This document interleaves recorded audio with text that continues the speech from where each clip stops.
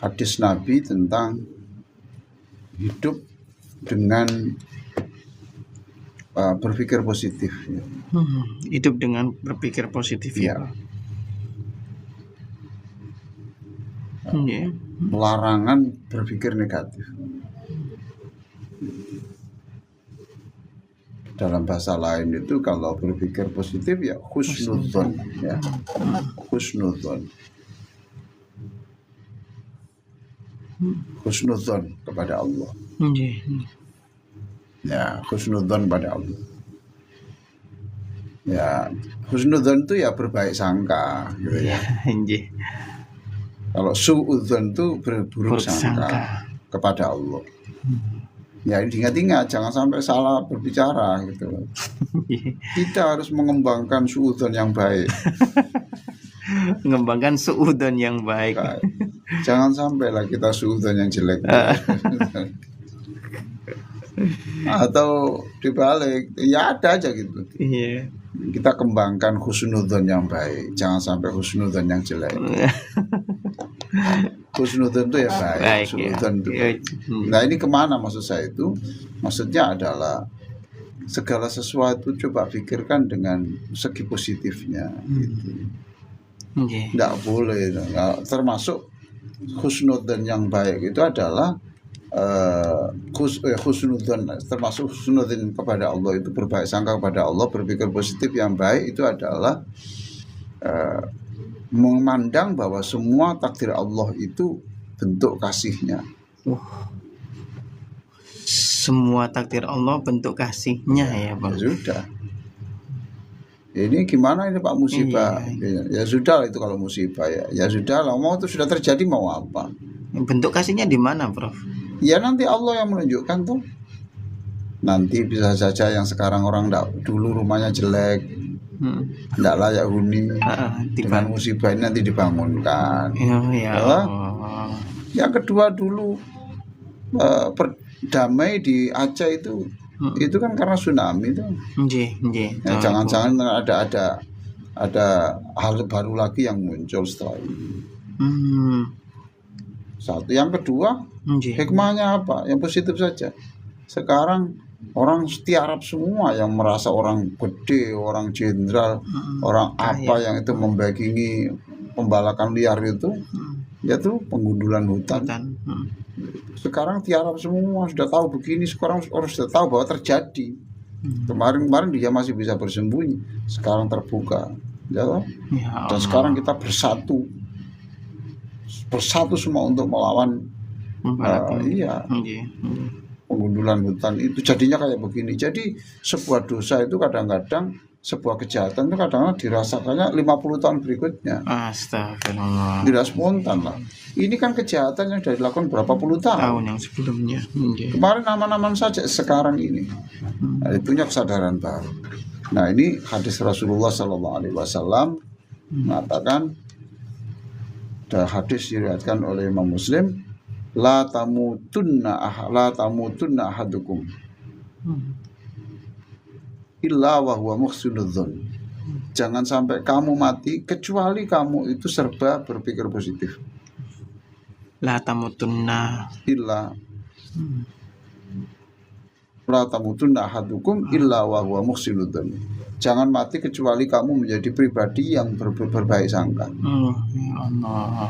Musibah yang besar antara mati dalam keadaan berburuk sangka. Dia sakit, kemudian dia, kenapa sih Allah kok begini? Katanya Allah Maha Pengasih. Wah, mati. Wah, itu bencana besar itu. Astagfirullahaladzim. Tidak besar. Allah murka betul itu. Berarti kamu tuh tidak ikhlas, tidak sungguh-sungguh sebagai hamba. Kamu maunya ngatur sendiri, kamu maunya ngatur aku loh. Tidak boleh begitu. La tamutunna ahadukum illa wa huwa muhsinudzon. Ya sudah, berbaik sangka saja kepada Allah, terus dipaksa-paksakan gitu. Kemarin saya sampaikan, al hayatu khiyarat. Hidup itu pilihan-pilihan. Kita mau memilih, membiasakan diri untuk berbaik sangka kepada Allah atau berburuk sangka kepada Allah, itu pilihan-pilihan. sebuah peristiwa itu kita lihat segi negatifnya atau positifnya, itu pilihan juga. Pilihan juga. Terserah aja. Jangankan begitu, orang kalau kamu jadi orang Islam tidak Islam itu Allah tidak masalah kok. Nggih, nggak mengurangi ya, Prof. Iyalah. Mm-mm. Di dalam surat Kahfi itu faman syaa falyu'min wa man syaa falyakfur, Al-Kahfi yang kita baca Jumat ini. Iya. Ya kalau siapa yang mau ya beriman lah, enggak mau itu. Iya. Nggih. Kemarin saya di sebuah kabupaten ya, Mm-mm. pelatihan sholat, kemudian Pak, sholat kenapa sih Pak kok pakai begini-begini ini? Gitu. Kok ribet bener gini? Iya, nggih. Ya, saya katakan, kan ini pilihan loh, ibu tidak sholat pun menurut Allah tidak apa-apa kok. Allah. Tidak ada paksaan, kalau ibu tidak sholat mau diapakan? Mm-mm. Ini kan pilihan, saya hanya menunjukkan ini sholat, ini dengan menu biasa, ini menu ini. Kalau ibu sholat selama sampai ini silakan. Ini menu pecel hanya pakai peyek, ini ada menu pecel dengan peyek dan daging. Ini kan hanya menunjukkan saja. Islam tuh pilihan-pilihan gitu loh. Oh, injih. Lah saya digitukan. Ini sholat kok dibuat ribet-ribet begini tuh Pak. Ya, loh, saya itu tidak pernah memaksa kok. Ya ibu keluar kan juga tidak apa-apa. Siapa yang memaksa ke sini? Tidak ada kok. Gitu. Ibu tidak sholat pun kalau Allah juga tidak apa-apa, tidak mengurangi kebesaran. Ini pilihan. Maka pilihan-pilihan itu, maka kemudian Islam itu memberikan ini wajib, ini sunnah, ini mubah, kan gitu toh. Ini makruh, ini haram. Skalanya kan gitu toh. Iya, ada skala. Nah, orang disuruh milih gitu loh. Kamu kalau milih yang wajib saja silakan. Ini berarti muslim minimalis. Kalau mau maksimalis, ya yang wajib iya, sunnah iya. Itu loh. Gitu. Yang minimalis itu yang meninggalkan yang haram saja. Makruh tetap kerjaan. Tapi kalau mau maksimalis, haram no. Itu terus ini masih kejar. Itu skala nilai. Dan itu Islam orang suruh milih. Masya Allah. Nah, jadi segala sesuatu hadapilah dengan berbaik sangka kepada Allah. Nah itu Allah senang kalau kita bencana besar adalah wafat dalam keadaan dia berburuk sangka kepada Allah. Allahu Akbar. Baiklah itu sekarang masih ada 5 menit untuk dialog. Baik, ini kita lanjutkan ke interaktif ya Prof ya. Ada dari Bu Anna ini ya. Assalamualaikum Mas Ishak ya. Saya mau bertanya ya kepada Prof Ali ya. Kapan dimulainya awal bulan Rajab? Dan saya mau tanya, kalau seseorang sudah berkata dengan kata dua, yang kata-kata yang menyakitkan hati orang, itu harus ditegur atau didiamkan saja? Ngapunten. Kapan bulan Rajab ya dilihat kalender lah. Ya, dari kalender ada. Jika ada orang yang berbuat tidak baik, kita tegur atau kita biarkan saja. Lihat masalahnya. Kalau dia itu ditegur, dia tidak marah, maka itu wajib kita menegur. Tapi kalau dia ketika ditegur kemungkinan dia marah, maka tidak boleh menegur. Gitu. Contoh begini ya. Ini kalau saya ingatkan, saya bisa dibunuh di sini. Berarti nilai pembunuhan itu lebih jelek. Nilai pembunuhan itu dosanya lebih besar. Maka jangan dia dipaksa jangan membuat dia melakukan dosa yang itu menjadi pelaku dosa besar. Ya Allah. Nah, gitu. Lihat-lihatlah gitu. Tapi kalau dia ngomong terus sebelum pamit itu, Masya Allah, saya mohon pamit ya. Ini kalau ada kata yang salah, mohon dimaafkan. Kira-kira ada yang salah enggak Bu ya gitu. Iya tadi itu loh Mbak. Kalau mamanya Mbak ngomong begini, itu seneng. Tapi kalau ngomong kok begitu caranya, gitu. Mamanya gini, kalau ini acaranya kan konsumsinya hanya ini. Terus ibu mengatakan ini acara apa ini konsumsi kok hanya begini ini. Ini konsumsinya orang miskin gini. Namanya gitu ya. Terus kita ingatkan ibu tadi loh, yang gitu, umpamanya diganti gini. Suatu saat kita akan mengadakan yang mengadakan acara lain, dan mudah-mudahan lebih baik, ya, lebih lengkap lah menunya gitu. Kita insya Allah bisa gitu. Ya selesaikan itu, kita tahu maksudnya, tapi kan tidak menyakitkan. Iya. Jadi lihat dulu, ini ada rumusnya begitu. Jadi kalau menghapus minus itu hilang minusnya jadi plus, wajib mengingatkan. Nggih.